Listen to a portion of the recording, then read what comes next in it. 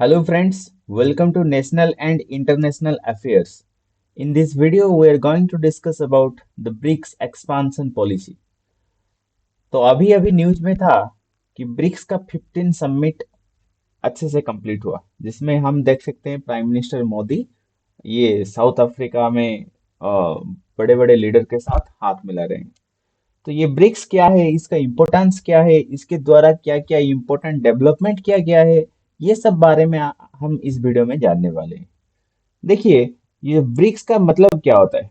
BRICS का मतलब अभी के लिए समझ लो, B for Brazil, R for Russia, I for India, C for China, S for South Africa. ये सब पांचों कंट्री मिलके ब्रिक्स का फॉर्मेशन करते हैं। ये ब्रिक्स का आइडिया कौन दिया था?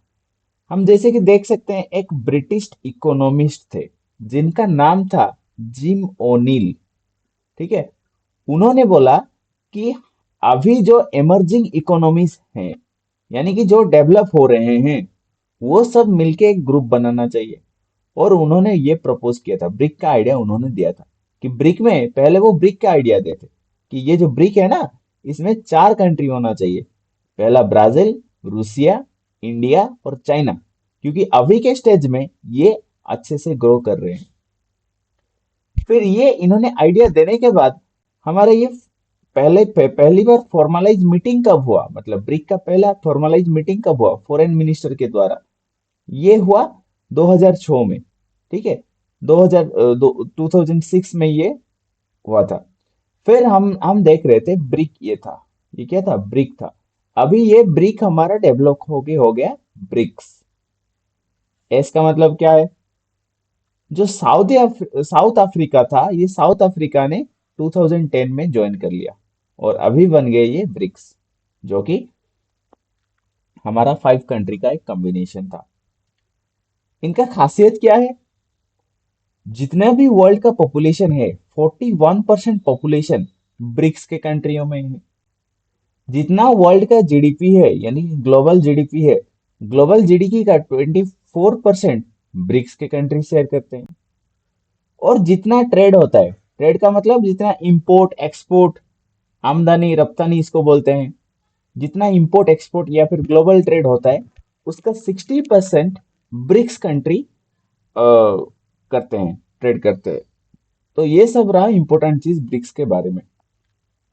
अभी जो 15 समिट हुआ था ब्रिक्स को, ये जोहान्सबर्ग में हुआ था, जो कि हमारा साउथ अफ्रीका का एक प्लेस है। ठीक है, इसी प्लेस में क्या किया गया, ब्रिक्स को एक्सपांड किया गया। पहले क्या था? ब्रिक था, फिर ब्रिक्स बना जब साउथ अफ्रीका ने ज्वाइन किया। अभी और भी, मतलब पहले 5 थे, अभी 6 कंट्री ज्वाइन करने वाले हैं। और ये 2026 में जब ये ज्वाइन करेंगे 1 जनवरी 2024 को, तभी ये ब्रिक्स 11 बन जाएंगे। कौन से कंट्री अब ज्वाइन करने वाले हैं? Argentina, Egypt, Ethiopia, Iran, Saudi Arab and UAE. पहले मैप में देख लेते हैं, मतलब ये ब्रिक्स कंट्री कहाँ कहाँ पर हैं। देखो, पहली बात, ये जो हम ब्रिक्स कंट्री देख रहे हैं, बी का मतलब ब्राजील। ये जो देख रहे हैं ना, ये एरिया ब्राजील है, इसको ब्राजील बोला जाता है। This is called your Brazil, right? ये एक साउथ अमेरिका का पार्ट है, साउथ अमेरिका। फिर आर फॉर रूसिया। ये जो रीजन देखते हो ना, ये रूसिया का पार्ट है। ये रूसिया सबसे बड़ा देश कौन है? रूसिया है। तो ये रूसिया इधर है। ठीक है, रूसिया। फिर आई फॉर इंडिया, हमारा प्यारा भारत, आप इधर देख सकते हो मैप में, ये रहा हमारा इंडिया। फिर आता है चाइना, ये रहा हमारा चाइना, देख सकते हो, इधर है चाइना। फिर आता है हमारा साउथ अफ्रीका, इस रीजन में है। ये पूरे रीजन को, ये पूरे जो कंटिनेंट है ना, इसको हम क्या बोलते हैं? अफ्रीका बोलते हैं। और इसी अफ्रीका में ही एक कंट्री है जिसका नाम है साउथ अफ्रीका।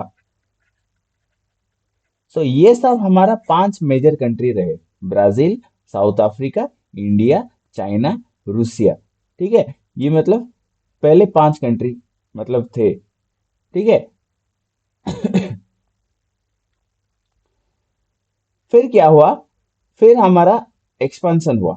एक्सपांशन यानी कि एक्सपांड होके ये बना हमारा ब्रिक्स 11। ठीक है। 11 में कौन कौन मतलब ऐड हुए हैं? अर्जेंटीना। अर्जेंटीना, अच्छा अच्छा, ये 4 प्लेस मैंने बोला ना, 1 2 3, नहीं ठीक है। ब्रिक्स 11 का मतलब क्या है? ये जो 6 कंट्री अलग से मिले, अभी जो एक मिला अर्जेंटीना, ये भी हमारा साउथ अमेरिका से है। ये रहा इधर अर्जेंटीना। अर्जेंटीना का फेमस प्लेस है एक अटाकामा डेजर्ट, पेंटागोनियन डेजर्ट इधर है। बहुत एग्जाम में आता है क्वेश्चन में, ठीक है ये मतलब सॉरी, अर्जेंटीना का पार्ट है।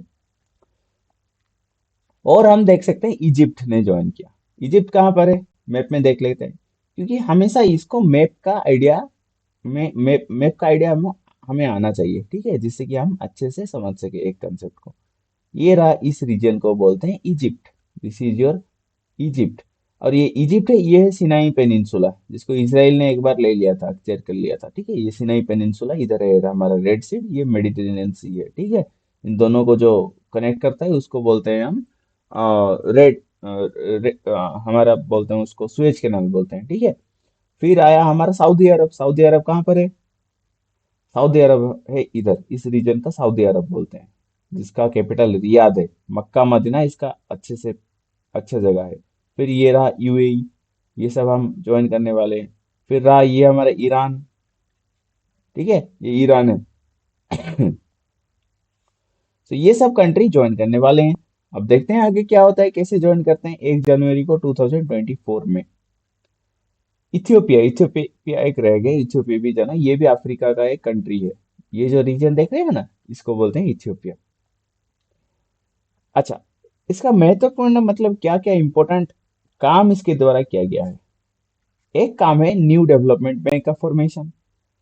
ये वर्ल्ड बैंक का ऑल्टरनेटिव है। ऑल्टरनेटिव का मतलब क्या है? देखो, हम देखते हैं कि हमारा 2 टाइप्स का इंस्टीट्यूशन होते हैं। मतलब अगर कोई भी कंट्री को पैसों की जरूरत होगा, तो वो किससे लाएगा? वो थोड़ी ना, मतलब हम तो लाते हैं फ्रेंड से अपना, तो हमारा जो फ्रेंड रहेगा उससे हम लाएंगे। तो फ्रेंड देते हैं और हम आईएमएफ या फिर वर्ल्ड बैंक से पैसा ला सकते हैं उधार में। जैसे श्रीलंका की बात करते हैं या फिर इंडिया की बात करते हैं, अगर हमको पैसों की जरूरत है तो हम कहाँ से लाएंगे? वर्ल्ड बैंक और आईएमएफ से लाएंगे। लेकिन इनका कंडीशन होता है, क्या कंडीशन होता है? वर्ल्ड बैंक जो लोन देगा, उसी पैसे को हम डेवलपमेंट प्रोजेक्ट के लिए यूज कर सकते हैं, जैसे कि इंफ्रास्ट्रक्चर बनाने के लिए, रोड बनाने के लिए, ठीक है, बिल्डिंग बनाने के लिए इंडिया में, तभी यूज कर सकते हैं। और आईएमएफ जो पैसा देगा उसका हम बैलेंस ऑफ पेमेंट क्राइसिस से बचने के लिए यूज कर सकते हैं। बैलेंस ऑफ पेमेंट क्राइसिस क्या होता है? जब हमारे पास करेंसी हमारा कम हो जाता है, ठीक है, हमारे पास पैसा जब कम हो जाता है, तभी उसको बैलेंस ऑफ क्राइसिस बोलते हैं। यानी कि जब अचानक पैसों की जरूरत होगा तो आईएमएफ हमको देगा, लेकिन ये भी कंडीशन लगाएगा। और सबसे इम्पोर्टेंट बात क्या है, ये जो डब्ल्यूबी और आईएमएफ देख रहे हैं ना, ये वेस्टर्न कंट्री के द्वारा और ये यूएसए के द्वारा इन्फ्लुएंस है। यूएसए और यूरोपियन यूनियन के द्वारा इन्फ्लुएंस है। यानी कि अगर ये चाहेंगे कि इस कंट्री को लोन मिले तो उसको मिलेगा। अगर कोई कंट्री, लेट से ये हमारा इथियोपिया, इथियोपिया अगर चाहे कि हमको भाई लोन दे दो, हम बुरे परिस्थिति में है, और इसका, इसी कंट्री का यूरोप के साथ रिलेशन अच्छा नहीं होगा, तो उसको लोन नहीं देंगे ये, ठीक है। तो ये मोनोपोली चलाते हैं, लेकिन अपना राज, अपना खुद का राज चलाते हैं। तो इसीलिए ब्रिक्स का फॉर्मेशन किया गया था, न्यू डेवलपमेंट बैंक का फॉर्मेशन किया गया था। जो न्यू डेवलपमेंट बैंक होगा, वो क्या करेगा? वो बोलेगा भाई इथियोपिया आ जाओ, उन्होंने नहीं दिया ना, हमसे ले जाओ। सो ऑल्टरनेटिव इसे बोलते हैं। और ऑल्टरनेटिव, डब्ल्यू बी का ऑल्टरनेटिव क्यों बोलते हैं? क्योंकि डब्ल्यू बी, जो वर्ल्ड बैंक जो पैसा दे रहा था, उससे हम डेवलपमेंट प्रोजेक्ट मतलब इंप्रूव कर रहे थे, डेवलपमेंट प्रोजेक्ट के लिए लगा लेते वो पैसे को। अभी भी जो न्यू डेवलपमेंट बैंक अगर किसी कंट्री को पैसा देगा, उस वो कंट्री उस पैसे को इंफ्रास्ट्रक्चर में लगाना चाहिए। इसी ये कंडीशन रहता है। सो ये रहा न्यू डेवलपमेंट बैंक। सो ये जो न्यू डेवलपमेंट बैंक है, ये 6 समिट में, 6 नंबर समिट में ये डेवलप हुआ था, जो कि ब्राजील में हुआ था। ये इंपॉर्टेंट है। अभी इसका हेडक्वार्टर कहाँ पर है एनडीबी का? संघाई, चाइना पर है। संघाई, संघाई कॉरपोरेशन, ये भी सुना होगा। और एक होता है कंटिजेंट रिजर्व एग्रीमेंट। ये मतलब अल्टरनेटिव ऑफ आईएमएफ है। आईएमएफ क्या करता है, अगर आपको लोन की जरूरत है, अभी जरूरत है, मतलब हम में से मतलब पैसा को नहीं लगाएंगे इंफ्रास्ट्रक्चर में, हमको जरूरत है, हम खाएंगे पिएंगे बचेंगे, मतलब धूमधाम मचाएंगे, तो इसीलिए आईएमएफ पैसा दे रहा था। अभी आईएमएफ अगर पैसा नहीं देगा तो कोई कंट्री यहाँ पर रह सकता है। कंटिजेंट रिजर्व एग्रीमेंट, यानी कि अगर किसी कंट्री को लोन की जरूरत है, उसका रास्ता खुल गया, तो ये ब्रिक्स का इनिशिएटिव है। इसके द्वारा ब्रिक्स, मतलब ये पैसा ब्रिक्स में पैसा इनमें से कहाँ से आता है, सब शेयर करते हैं, ठीक है। ये जो इंडिया या फिर अफ्रीका, साउथ अफ्रीका, जो जो हमारे मेंबर कंट्री है, ये पैसा शेयर करते हैं, फिर वो उस पैसे से हेल्प किया जाता है।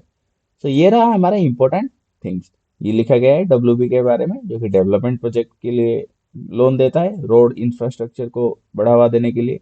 आईएमएफ जैसे कि during balance of payment crisis, मतलब अभी चाहिए अभी देगा ये, लेकिन कंडीशन लगा के देगा, ठीक है। सो ये रहा हमारा ब्रिक्स के बारे में। और एक इम्पोर्टेंट चीज है ये, थोड़ा 2021 में हुआ था, मतलब 6 सैटेलाइट, हम रिमोट सेंसिंग सैटेलाइट कुछ लॉन्च करने वाले हैं, जिससे कि मतलब वर्ल्ड के ऊपर नजरिया रखा जा सके।